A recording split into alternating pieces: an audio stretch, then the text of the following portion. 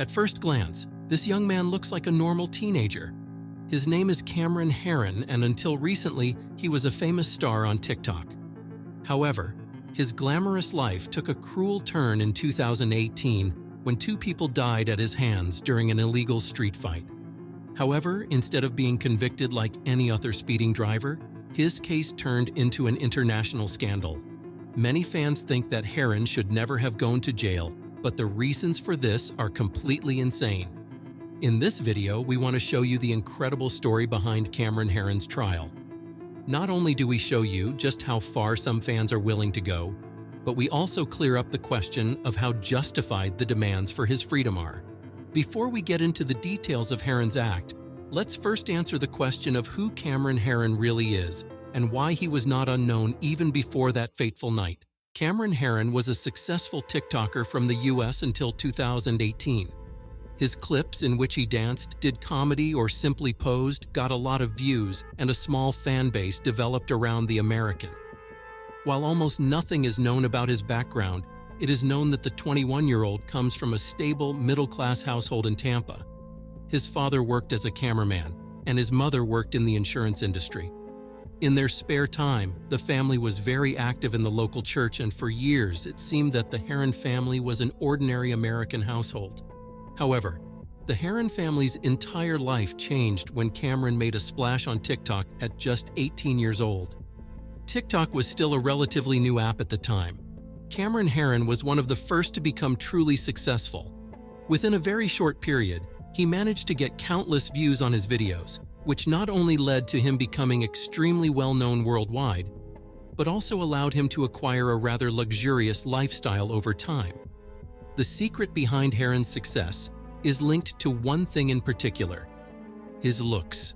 His big eyes and flawless face in particular had endeared him to countless fans, which is why Herron never had to produce particularly creative or unique content. He often filmed himself in everyday situations with friends and presented himself in front of the camera. However, Cameron Herron's life quickly changed as he suddenly became famous. Thanks to his sudden fame and the new income that accompanied it, the young adult was able to fund a life of great comfort in a very short period of time. Not only did he regularly eat at the most expensive restaurants, but after passing his driving test, he devoted himself to one hobby in particular: driving. Compared to others, however, Herron did not go for leisurely rides. Over time, he became increasingly fond of driving the fastest sports cars at breathtaking speeds. Initially, for this hobby, he only got away with a few speeding tickets until the ultimate disaster happened on May 23, 2018. On that day, Herron got into his black Ford Mustang to race against his brother Tristan and a friend named John. In that race, Herron's car reached speeds of up to 164 kilometers per hour, while the maximum speed allowed on the roads he was driving was 74 kilometers per hour.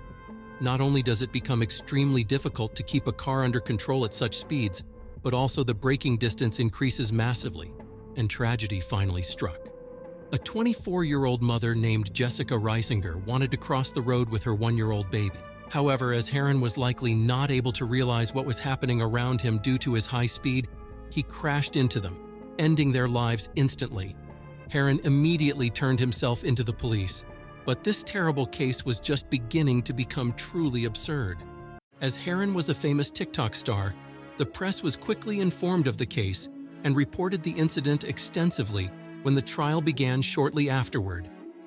Herron subsequently pleaded guilty at trial in 2021 and was sentenced to 24 years in prison. However, parts of the internet went crazy after the verdict was announced. Within a very short period of time, fan pages appeared that wanted to portray Cameron Herron as not guilty and even demanded his freedom.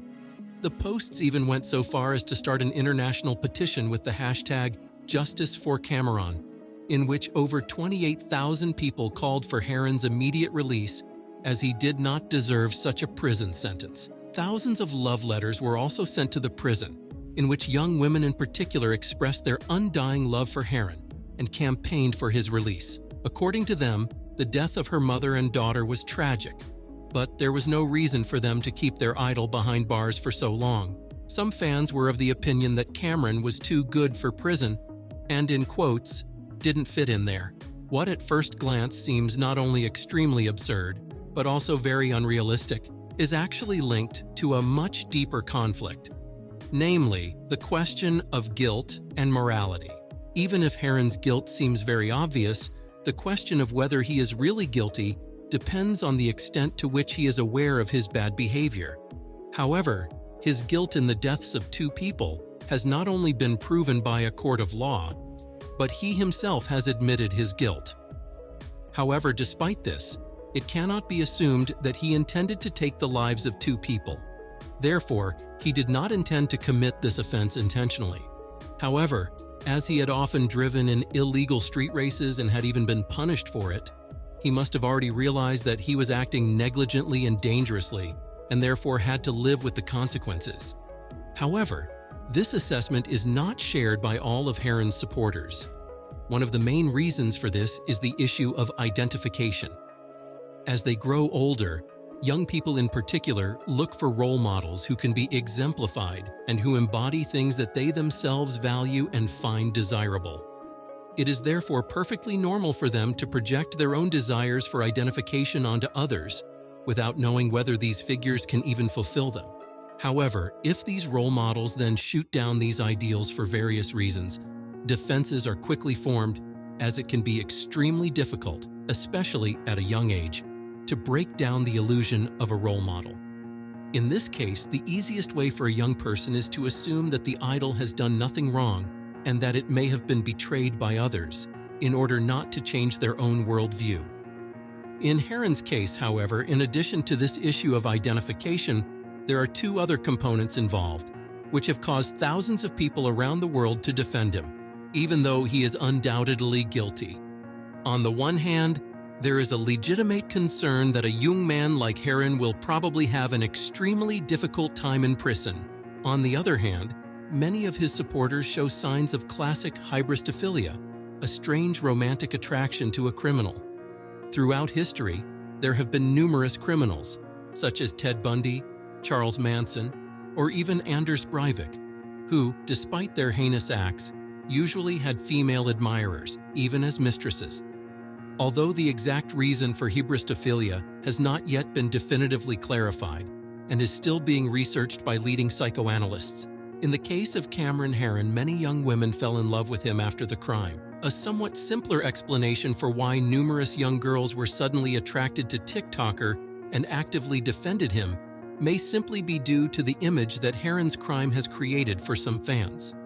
They see him as an attractive bad boy who is a rebel and completely ignores rules and laws.